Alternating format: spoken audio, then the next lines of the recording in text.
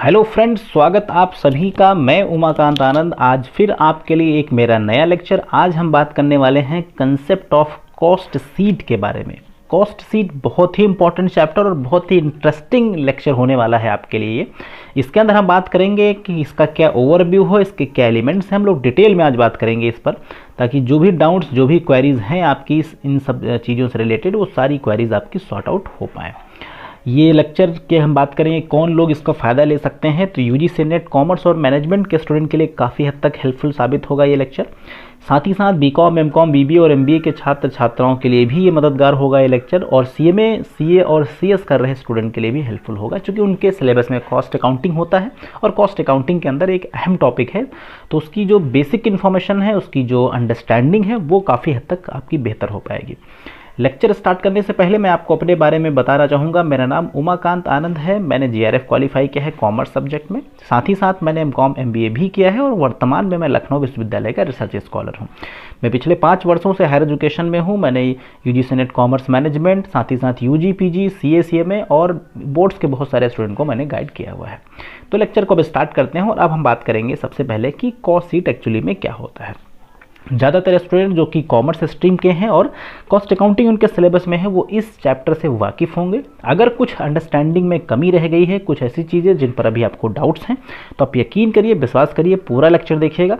हर एक डाउट, छोटी से छोटी चीज़ आपको इस लेक्चर के माध्यम से पता चल जाएगी। तो स्टार्ट करते हैं लेक्चर को। यानी कॉस्ट शीट की बात करें तो cost sheet is a document which provide for the assembly of the estimated detail cost in respect of cost centre और cost unit. Cost centre and cost unit, यानी कॉस्ट शीट एक document है, एक ऐसा स्टेटमेंट है जो किसी भी प्रोडक्ट की कॉस्ट को, हर एक एलिमेंट पर लगने वाली एक सिंगल कॉस्ट को रिप्रेजेंट करता है। वो ये बताता है कि किन किन चीज़ों से मिलकर उस प्रोडक्ट की कॉस्ट बनी है और साथ ही साथ एक इंडिविजुअल यूनिट की कॉस्ट कितनी है। इन सब चीज़ों के बारे में कॉस्ट शीट बताता है। It is a detailed statement of element of cost arrange in logical order. Exactly, यानी ये क्या एक डिटेल्ड स्टेटमेंट है जो हर एक एलिमेंट कॉस्ट को लॉजिकल ऑर्डर में रिप्रेजेंट करता है। लॉजिकल ऑर्डर की हम लोग बात करें तो यहाँ मतलब ये नहीं है कि सिर्फ रिप्रेजेंट नहीं करता है, एक सिस्टमैटिक ढंग है।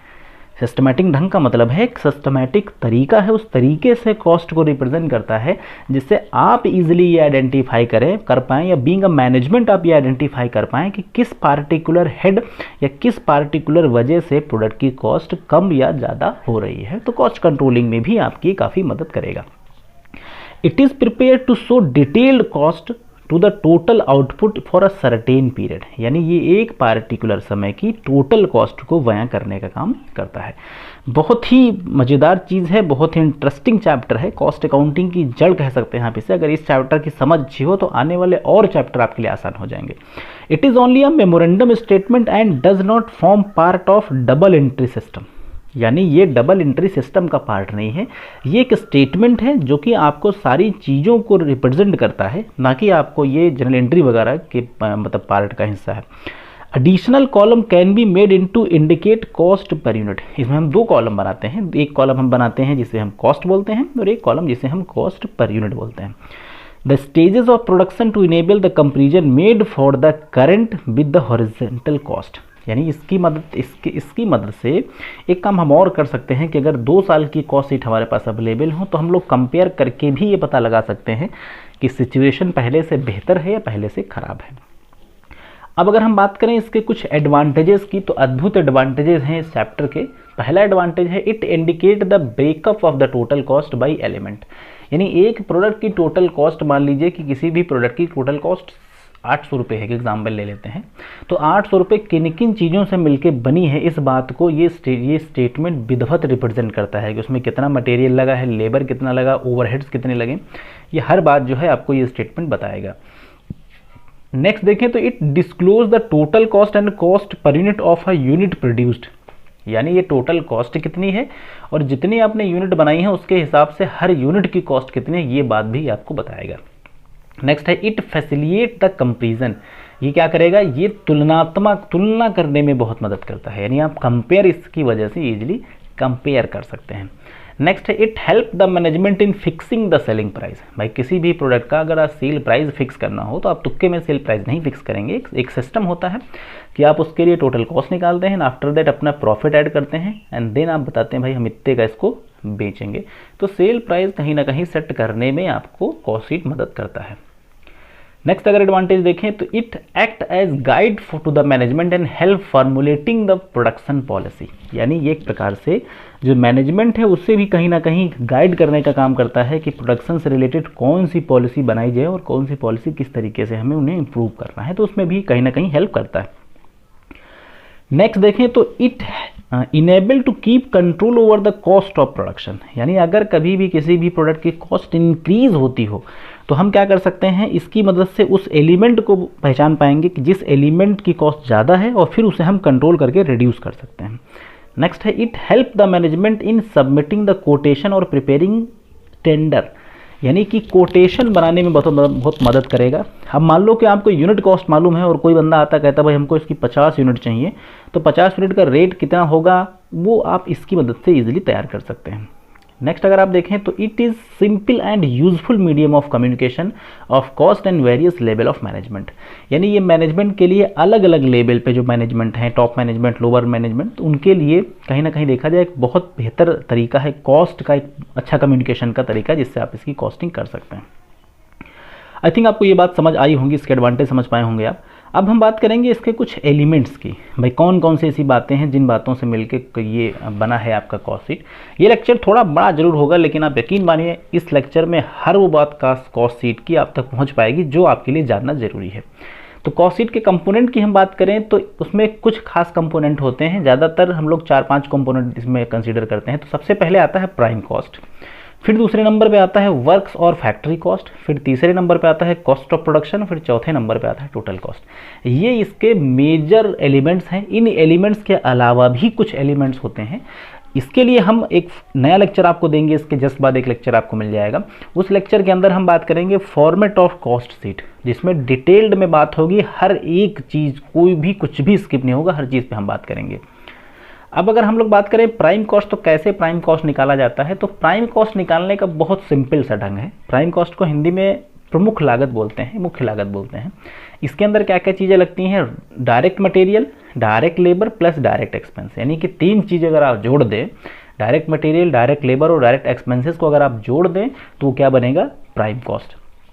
अब प्रश्न ये है कि डायरेक्ट मटेरियल को हम कैसे कैलकुलेट करते हैं। तो एक बहुत छोटा सा फार्मूला हमने यहाँ पे दिया है, हालांकि हम फॉर्मेट में इसको और इलोबरेट करके ज़्यादा डेप्थ में पढ़ेंगे, बट यहाँ पर मैंने थोड़ा ही दिया है। डायरेक्ट मटेरियल निकालने का तरीका है आपका material purchase plus opening stock of raw material minus closing stock of raw material. यानी ऐसा करने से डायरेक्ट मटेरियल पता चल जाएगा। नेक्स्ट अगर आप देखें तो वर्क्स कॉस्ट कैसे हम निकालते हैं। वर्क्स कॉस्ट को हम फैक्ट्री कॉस्ट के भी नाम से जानते हैं। तो the works cost is calculated by summing of the prime cost with factory overhead. यानी हम क्या करते हैं कि यहाँ पर प्राइम कॉस्ट में फैक्ट्री ओवरहेड को ऐड कर देते हैं। तो ये कैसे निकालेंगे, यानी प्राइम कॉस्ट जो कैलकुलेट हुआ है उसमें ऐड करेंगे फैक्ट्री ओवरहेड और फिर हम उसमें ऐड करेंगे ओपनिंग स्टॉक ऑफ WIP, यानी वर्क इन प्रोग्रेस। देखिए वर्क इन प्रोग्रेस इसलिए ज़रूरी है कि जितना आप काम करते हैं ज़रूरी नहीं कि हर दिन वो प्रोडक्ट फाइनल गुड्स में कन्वर्ट हो जाता हो। तो कुछ चीज़ें ऐसी हैं जो कि वर्क इन प्रोग्रेस होती हैं तो उन्हें हम ऐड कर देते हैं, और कुछ क्लोजिंग स्टॉक आपका उस दिन बच जाएगा वो उसमें से माइनस हो जाता है, तो उसे हम बोलते हैं आपका क्या, वर्क्स कॉस्ट। फैक्ट्री ओवरहेड हम कैसे निकालते हैं, जो ऊपर हमने यहाँ पे फैक्ट्री ओवरहेड ऐड किया, ये कैसे निकालते हैं, इनडायरेक्ट मटेरियल, इनडायरेक्ट लेबर और इनडायरेक्ट एक्सपेंसेस। अब हमने यहाँ पे पार्टिकुलर नाम नहीं दिया है। इनडायरेक्ट मटेरियल का मतलब है कि फैक्ट्री से जुड़े हुए जितने भी इनडायरेक्ट मटेरियल हैं, जितने भी इनडायरेक्ट लेबर हैं और जितने भी इनडायरेक्ट एक्सपेंस हैं, उनको अगर ऐड कर दें तो वो बन जाएगा फैक्ट्री ओवरहेड। नेक्स्ट हम बात करेंगे तो इनडायरेक्ट मटेरियल क्या है, उसको यहाँ एक बार डेप्थ में समझ लेते हैं ताकि ये कन्फ्यूजन आपके दिमाग में ना रहे। The indirect material includes all the additional item used for manufacturing of product. देखिए जब किसी भी हम प्रोडक्ट को बनाते हैं तो उसमें जो एक डायरेक्ट मटेरियल के अलावा भी कुछ इनडायरेक्ट मटेरियल भी लगते हैं, तो उसे भी हम लोग कहीं ना कहीं ध्यान में रखेंगे। जैसे एग्जांपल के लिए कुछ एग्जांपल हैं, जैसे मान लीजिए कोई मैन्युफैक्चरिंग फर्म है तो वहाँ पे मशीनरी का इस्तेमाल होता है, तो उस पर फ्यूल लगता है, ऑयल लगता है, कोयल लगता है, एक ऑफिस उसको चलाने का काम कर रहा है जहाँ पे स्टेशनरी लगती है। तो ये कुछ ऐसी चीज़ें हैं जो इनडायरेक्ट मटेरियल का हिस्सा है, तो इनको भी आप कंसिडर करेंगे, इन्हें आप किसी भी तरीके से छोड़ नहीं सकते।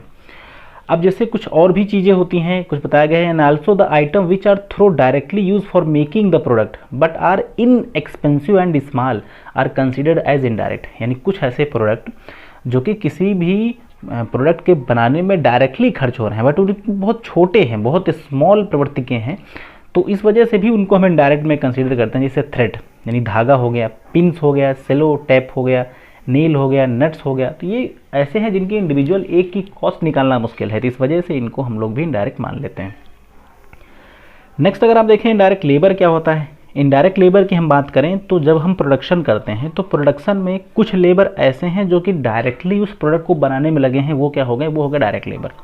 कुछ ऐसे लोग जो डायरेक्टली नहीं लगे हैं बट उनके एफर्ट से प्रोडक्शन को मजबूती या उसको मतलब उसमें थोड़ा तीव्रता आती है या उनका होना ज़रूरी है, उनको हम लोग इनडायरेक्ट बोलते हैं लेबर। जैसे मान लीजिए किसी प्रोडक्ट की मैन्युफैक्चरिंग हो रही है तो मैन्युफैक्चरिंग में जो लेबर लगा है, बना रहा है, उसको काम कर रहा है, वो तो डायरेक्ट हो गया। अब वहाँ पे एक बंदा, एक मैनेजर है जो इन लोगों की सैलरी बनाता है, इन लोगों की देख रेख करता है, उसको भी सैलरी जाती होगी, तो वो क्या इनडायरेक्ट लेबर हो गया।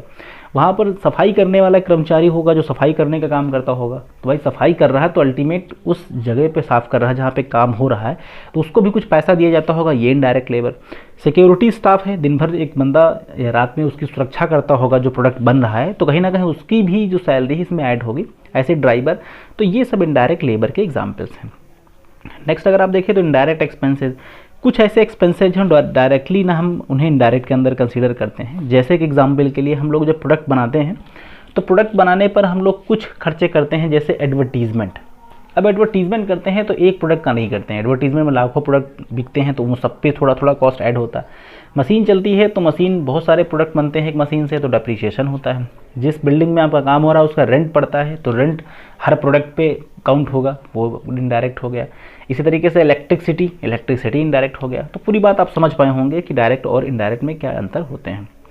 नेक्स्ट देखें हम कॉस्ट ऑफ प्रोडक्शन। तो कॉस्ट ऑफ प्रोडक्शन की अगर बात करें तो कॉस्ट ऑफ प्रोडक्शन निकालने के लिए आपको क्या करना पड़ता है, उसमें वर्क कॉस्ट जो कैलकुलेट कर लिया उसमें आपको एडमिनिस्ट्रेशन ओवरहेड ऐड करने पड़ते हैं। यानी वर्क कॉस्ट में अगर आप एडमिनिस्ट्रेशन ओवरहेड ऐड कर दें तो वो क्या बन जाएगा, आपका कॉस्ट ऑफ प्रोडक्शन।